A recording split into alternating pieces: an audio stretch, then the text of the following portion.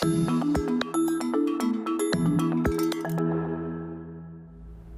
on from last week and the theme of learning, this week we're turning our attention to the issue of intelligence, asking the question, what is intelligence and does it matter?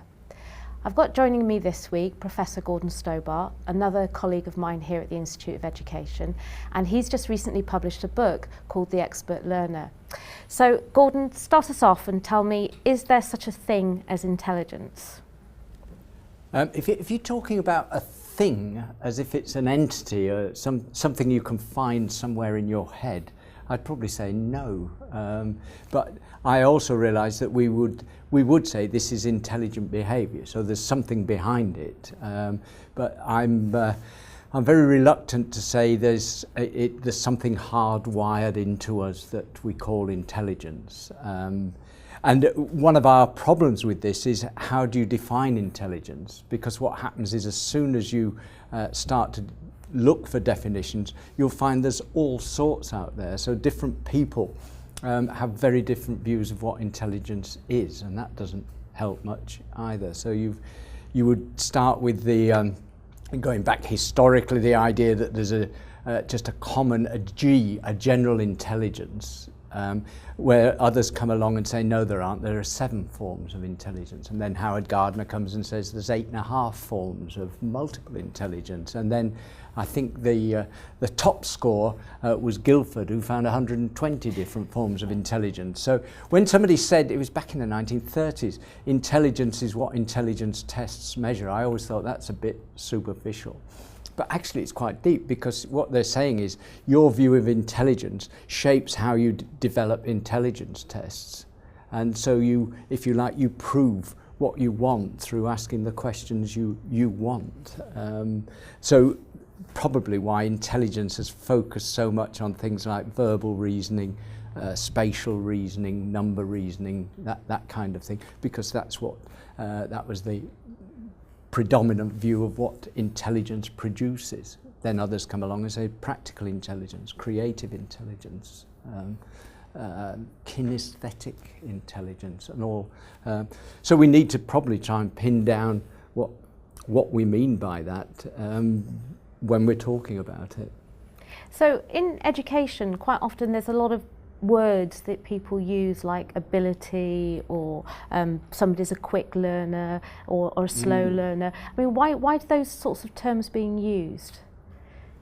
I have strong views on this, so I better not get overexcited at this point. I subtitled the book Challenging the Myth of Ability, because I think what's happened is we don't use IQ or intelligence very much in our language in schools, but we do use ability, and I think it's actually a cover for intelligence.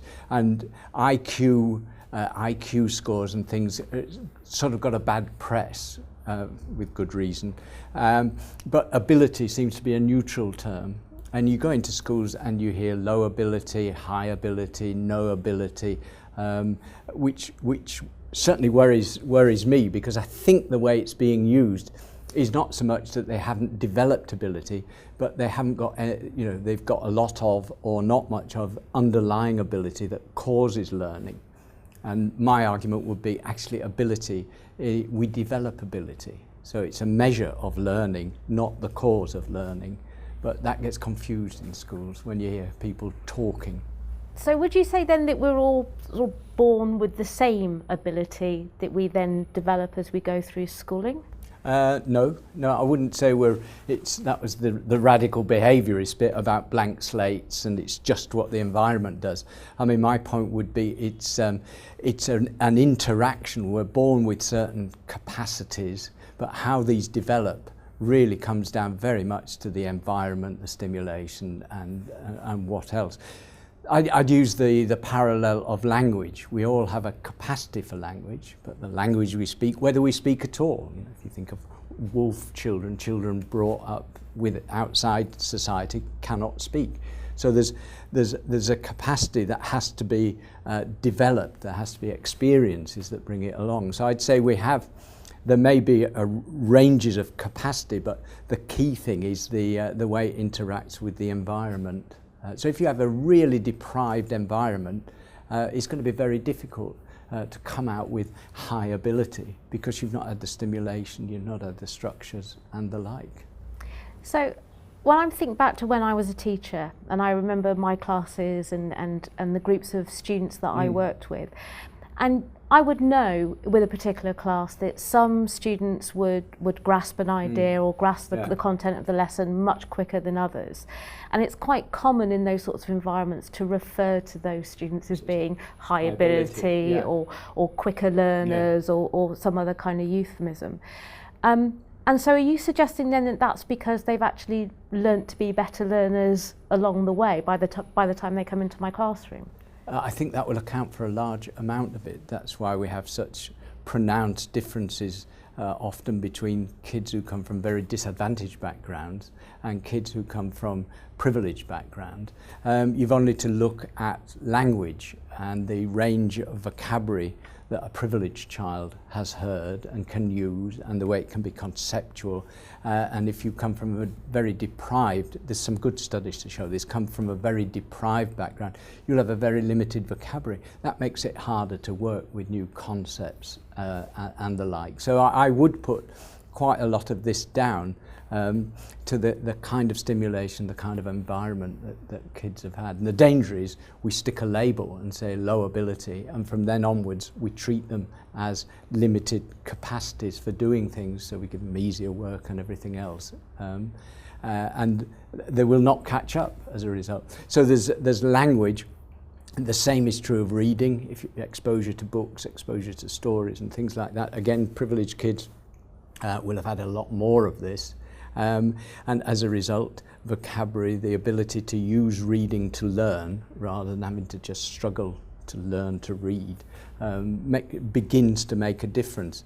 The way I'd put this and put it in the book is the idea of there are these small multipliers where we have a small advantage and that then multiplies and makes a bigger advantage. I use sport examples, you know, that you're slightly better at kicking a football and you're probably slightly older and slightly bigger. So people say, he's got talent there, put them in the training group, you know, put them in the team so they get practice, they get better.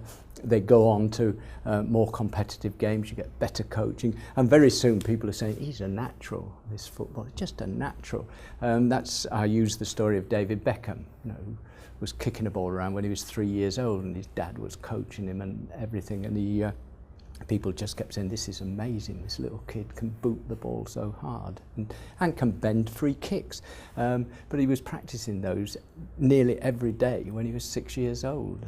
So it's that how kids with small advantages, it accrues and accrues and accrues. And I think that often family background does just that. And other kids can't make the same progress because they're not getting the same stimulation.